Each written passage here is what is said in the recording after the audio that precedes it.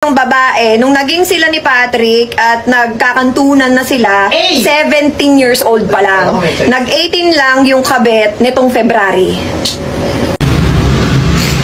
Basically, Bea, ako ang jowa mo. Dahil wala namang pera yung asawa ko. Dapat sinabi niyo sa akin. Lalo ka na, Patrick. At sinabi niyo sa akin kung gusto niyo ng ganyang thrill.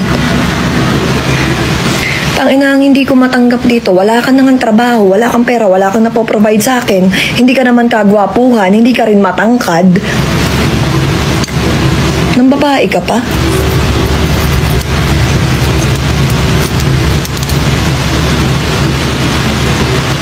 Sabi ko sa'yo, pag nakalimutan kong mahal kita, tapos ka eh.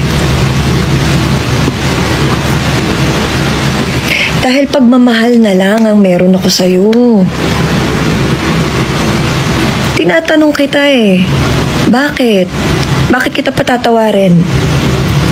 Bukod sa mahal kita, bakit kita tatanggapin sa buhay ko? O, anong ma-offer mo? Pera, hindi naman. Pogi ka, hindi rin.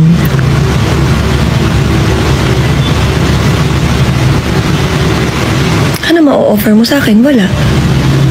Basically, tinanggap kita dahil mahal kita. Charity. Nagloko ka pa? Tindi mo. Hindi ako makapag-heels dahil sa'yo. Baka pati brief niya ikaw bumibili, oo. Lahat. Lahat, literal. Lahat. Lahat ako. Bill sa bahay, ako. Paggawa ng bahay, ako. Kasal, ako. Sa totoo lang, never ko naman yung sinabi sa inyo, ha. Never ko yung sinabi sa inyo. Never kong sinabi yun sa inyo na ganun yung setup namin ni Patrick. Kasi ako naniniwala ako na dadating yung oras niya.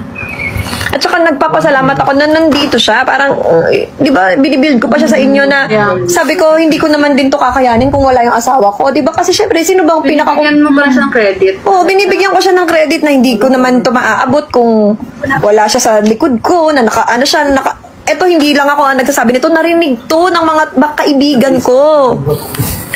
Narinig ng mga kaibigan ko, binibuild ko siya, ganyan. Basically, hindi ako nagkulang talaga. Ayaw mo na rin talaga, focus na lang ako sa family ko. Kamal lang mukha mo yung mga anak mo!